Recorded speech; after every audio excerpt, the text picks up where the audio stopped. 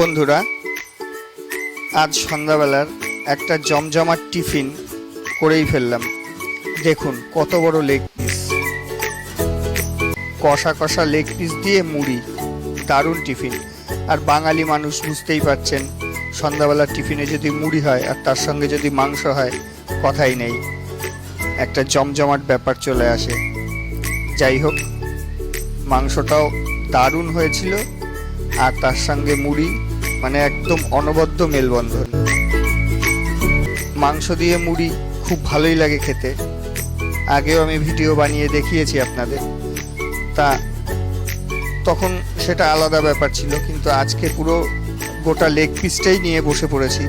যাই হোক, দেখুন লেগ পিসটা কিন্তু খুব সুন্দর রান্না হয়েছে, আর তার সঙ্গে বুঝতেই পারছেন গৃহিণীর রান্না অবশ্যই ভালো বলতেই হবে, না হলে তো পিঠে আর পিঠ থাকবে না।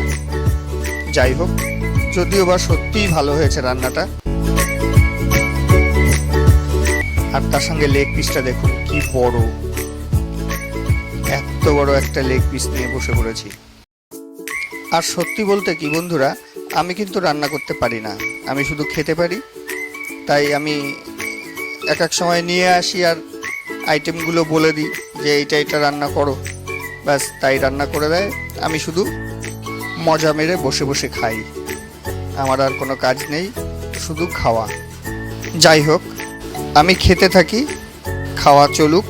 আর খাওয়াটা মাঝখান দিয়ে একটু কাট করে দিচ্ছি, কারণ না হলে ভিডিওটা অনেক বড় হয়ে যাবে। আবার শেষের দিকে আসছি, তাহলে একটু কাট করে দিই। এবার হাড় চেবানোর পালা, মাংসগুলো পুরো খেয়ে নিই, তারপরে হাড়টা চিবিয়ে ফেলবো। যাই হোক, আমার ভিডিওটা আমি এখানেই শেষ করছি। আমার ভিডিওটা যদি আপনাদের ভালো লেগে থাকে তাহলে অবশ্যই একটা লাইক দেবেন, আর আমার চ্যানেলটিকে সাবস্ক্রাইব করে আমার পাশে থাকবেন। আজকের মতো এ পর্যন্তই, এর পরের ভিডিওতে আবার আপনাদের সঙ্গে দেখা হবে। ধন্যবাদ বন্ধুরা।